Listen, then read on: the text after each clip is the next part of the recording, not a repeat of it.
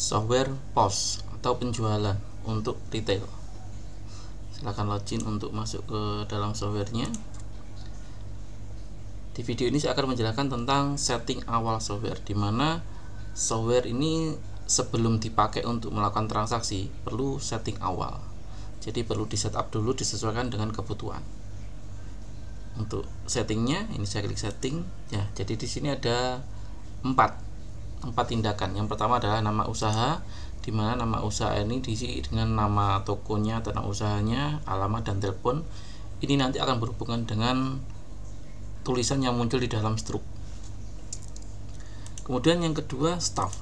Staff ini diisi dengan nama user atau siapa saja yang diizinkan untuk mengakses software ini. Jadi bisa owner dan staff, atau staff aja atau owner aja, terserah, silahkan. Jadi semuanya dimasukkan juga tidak apa-apa. Kemudian untuk mengakses software ini nanti dibuatkan username dan password. Jadi tingkatannya user ini ada user dan admin, kan gitu ya.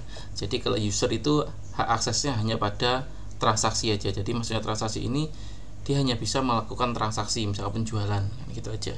Tapi kalau admin bisa mengakses transaksi penjualan, entah itu yang menggunakan barcode atau smartphone.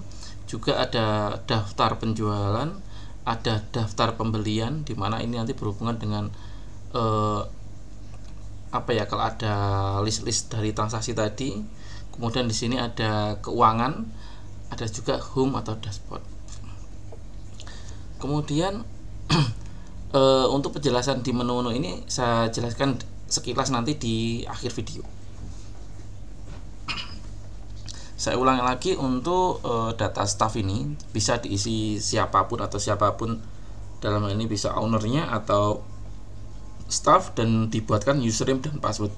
Jadi kalau tidak dibuatkan username dan password, maka ya tidak bisa mengakses software ini, gitu. Tingkatannya ada dua. Untuk tingkatan usernya yaitu user, dan yang level yang tinggi adalah admin. Kemudian setting awal ketiga, supplier. Supplier ini diisi dengan nama supplier, atau ibaratnya kita belanjanya atau kulaannya ke mana aja, kan gitu. Cuman untuk ini kan mengisinya kan bisa tidak harus diisi semuanya. Kadang-kadang kan dalam perjalanan ada penambahan supplier dan lain-lain, kan begitu. Jadi bisa diisi dengan supplier yang selama ini ada dulu. Kemudian yang ketiga, yang lama di sini ini nanti di produk, di mana diisi di sini diisi dengan nama produk yang kita jual. Jadi standarnya sih klik tombol plus gini, ada nama, kategori, barcode, harga beli, harga jual, kan begitu. Jadi nama ini misalkan nama produknya beras, kan gitu. Cuma karena kita punya beberapa merek beras, berarti beras merek A dan beras merek B, kan gitu. Rupanya merek A juga ada yang 5 kilo, ada 10 kilo, berarti ya beras merek A 5 kilo. Kemudian beras merek B beras merek A 5 kilo tambah beras merek A 10 kilo, kan begitu. Jadi penamaannya itu pada dasarnya terserah, agar intinya agar kita paham lah ini produknya yang mana, kan gitu. Untuk kategori barcode bisa dikosongkan, karena barcode ini kalau kita menggunakan alat barcode, tapi kalau enggak abaikan aja. Harga beli ini adalah kita belinya berapa, harga jualnya kita jualnya berapa. Ini kalau kita pakai form yang ini harus terisi. Jadi nama, harga beli, harga jual harus terisi. Cuman misalkan waduh, kalau ngisi ini terlalu lama. Nah, ini saya sudah mempersiapkan versi cepatnya, yaitu ini, klik tombol plus yang ini. Jadi tinggal klik isi nama aja. Kategori barcode opsional, kan, nama misalkan beras misalkan putra kembar 5 kaki. Submit. Ada lagi, isi lagi beras misalkan seperti ini. Gula 1 kilo, maksudnya gula 1 kilo itu ecer 1 kiloan, kan gitu.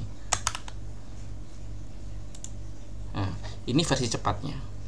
Tapi kalau memang ingin lebih detail lagi, ya bisa pakai cara ini, ataupun misalkan kita pakai versi cepat, kemudian untuk melengkapinya sambil menyusul juga bisa. Di sini sudah ada tombol edit, kan gitu. kita bisa melakukan edit harga dan lain-lain.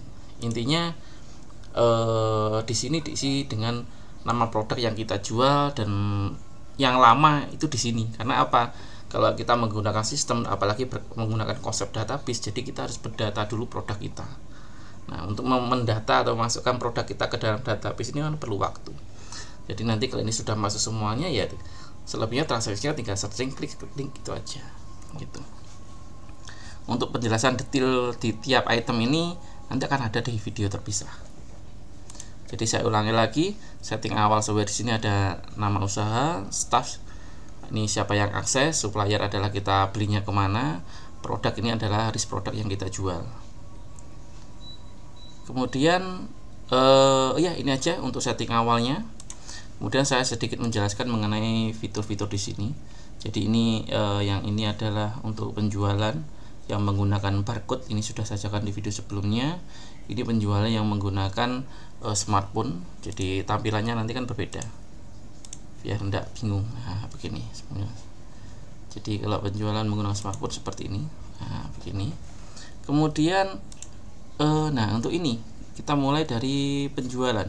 Jadi apa yang kita jual tadi itu juga ada daftar penjualannya. Jadi kan tadi kan sebatas transaksi ya, yang saya sebutkan transaksi penjualan. Nah ini ada listnya. Dari list ini kita ada kelebihannya adalah kita bisa melihat rekap per bulan, kita juga bisa menghapus. Kemudian kita lanjut ke pembelian. Pembelian fungsinya adalah untuk kalau kita mau melakukan pembelian barang produk, jadi istilahnya kulaan, nah gitu. Jadi ada listnya, dan kalau kita mau menambahkan atau kulaan ya kita ketik aja misalkan ini, kita klik ini, kita belinya berapa kilo, misalkan 10 kilo atau 100 kilo. Nah, ini harga belinya berapa, misalkan 24. Nah, ini sumbernya dari siapa, misalkan ini. Gitu. Selebihnya apa yang kita catat di pembelian ini muncul listnya di sini, fungsinya bisa kalau ada hapus. Nantinya semua transaksi yang penjualan di dalam daftar penjualan pembelian nanti akan ada rekap di dalam accounting. Cuma saat ini accounting belum jadi. Kemudian dashboard. Nah, dashboard atau home ini nanti yang berhubungan dengan fitur-fitur tambahannya. Mungkin ide-ide saya ada di sini nanti untuk analisa produk yang paling laku yang mana. Kalau mungkin stoknya ini yang darurat yang mana yang harus didulukan, nanti enaknya dari sini. Jadi ini lebih ibaratnya tampilan dashboard, tampilan rekapan dari semuanya, bahkan ada juga analisanya. Jadi untuk mengetahui kira-kira tempat kulaan dengan produk yang sama yang murah yang mana, ini dan lain-lain. Bayangan saya seperti itu, cuman ini belum jadi. Kalau khusus ini kan saya perlu mengotak-atik lah. Tapi yang jelas mungkin nilai plus dari aplikasi saya nanti ada di sini. Kalau hanya sebatas transaksi, melakukan transaksi jual beli, pencatatan penjualan, pembelian, ini menurut saya umum di sini. Tapi nanti yang spesialnya di sini. Gitu. Demikian penjelasan umumnya mengenai software penjualan posnya. Untuk detailnya nanti kalau sudah fix, dan akan saya buatkan video tersendiri biar untuk mudah untuk teknis pelaksanaannya. Terima kasih.